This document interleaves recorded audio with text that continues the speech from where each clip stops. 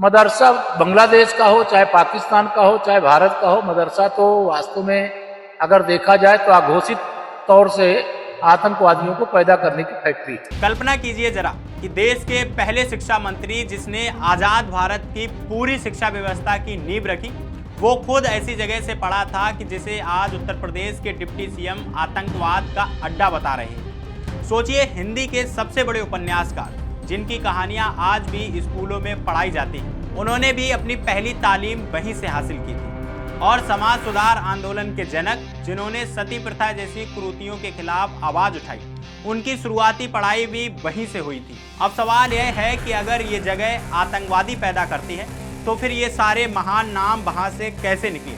आज की इस वीडियो में हम इसी सवाल की तह तक जाएंगे, तो बने रहिए वीडियो के आखिर तक। नमस्कार, मेरा नाम है फैसल और आप देख रहे हैं द हिंदी टॉप। बात शुरू होती है उत्तर प्रदेश के डिप्टी सीएम केशव प्रसाद मौर्य के एक बयान से। मौर्य ने कहा कि भारत, पाकिस्तान और बांग्लादेश में मदरसे अनऑफिशियली तौर पर आतंकवाद को बढ़ावा देते हैं। उन्होंने यह भी इल्जाम लगाया कि इन मदरसों में पढ़ने वाले छात्र देशभक्ति नहीं दिखाते, बल्कि उनकी सोच आतंकवादी जैसी हो जाती है। यह बयान उन्होंने मुल्क बदर बांग्लादेशी लेखिका तस्लीमा नसरीन की उस मांग की हिमायत करते हुए दिया जिसमें तस्लीमा ने मदरसों को जिहादी फैक्ट्री बताकर उस पर बैन लगाने की बात कही थी। अब यह कोई पहला मौका नहीं है जब मदरसों को इस तरह निशाना बनाया गया हो, लेकिन इस बार बयान देने वाला शख्स कोई आम नेता नहीं बल्कि देश के सबसे बड़े राज्य का उप मुख्यमंत्री है। और यही बात इस पूरे विवाद को और गंभीर बना देती है। इस बयान के बाद पूरे मुस्लिम समाज में जबरदस्त नाराजगी देखने को मिली। जमीयत उलमाए हिंद के नेशनल प्रेसिडेंट अरशद मदनी ने गुरुवार को इस पर तीखी प्रतिक्रिया दी। उन्होंने सोशल मीडिया पर लिखा कि मदरसों को आतंकवाद का अड्डा बताना सांप्रदायिकता और भेदभाव की हद है। मदनी ने आगे कहा कि जिनके सियासी पुरखों ने आज़ादी की लड़ाई के दौरान अंग्रेजों से लड़ने के बजाय उनसे रहम की भीख मांगी थी, उन्हें आज मदरसों पर सवाल उठाने का कोई नैतिक अधिकार नहीं है। उनका कहना है कि मुसलमानों और मदरसों को बार बार चुनावी और राजनीतिक फायदे के लिए निशाना बनाया जाता है ताकि समाज में नफरत और अविश्वास फैले। वहीं AIMIM के प्रदेश अध्यक्ष अख्तरुल ईमान ने भी बीजेपी पर सीधा निशाना साधा। उनका कहना था कि बीजेपी को मुसलमानों से दिक्कत है और उन्हें मदरसों का इतिहास ही नहीं पता। अख्तरुल ईमान ने दावा किया कि आज़ादी की लड़ाई में मदरसों ने बेहद अहम भूमिका निभाई।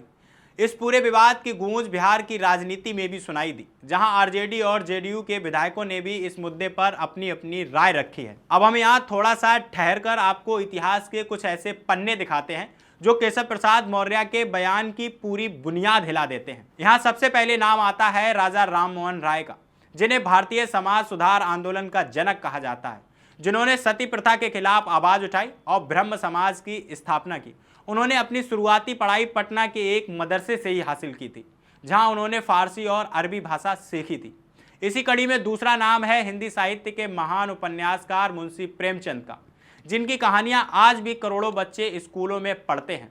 प्रेमचंद ने अपने बचपन में एक मौलवी के पास मदरसे में ही अपनी प्रारंभिक तालीम हासिल की थी। इसी कड़ी में तीसरा नाम है मौलाना अबुल कलाम आज़ाद का, वो आज़ाद जो भारत के पहले शिक्षा मंत्री बने। उन्होंने पारंपरिक इस्लामी तालीम यानी मदरसे की शिक्षा से ही अपनी बुनियाद तैयार की और आगे चलकर देश की पूरी शिक्षा व्यवस्था की नींव रखी। इनके अलावा न जाने देश ने ऐसे कितने नामचीन लोगों को पैदा किया है जो इन्हीं मदरसों से तालीम हासिल करके निकले हैं। अब जरा सोचिए कि अगर केशव प्रसाद मौर्य के तर्क को सही मान लिया जाए तो क्या राजा राम मोहन राय, मुंशी प्रेमचंद और मौलाना अबुल कलाम आज़ाद जैसे लोग आतंकवादी सोच के शिकार थे?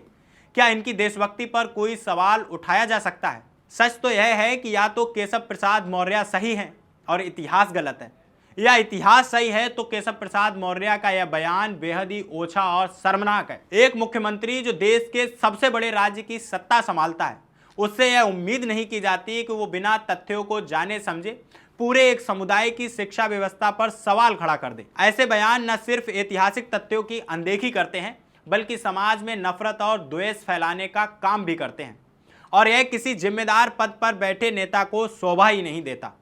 अब सवाल आपसे है कि क्या आपको लगता है कि ऐसे बयान सिर्फ राजनीतिक फायदे के लिए दिए जाते हैं या इसके पीछे सच में जानकारी की कमी होती है?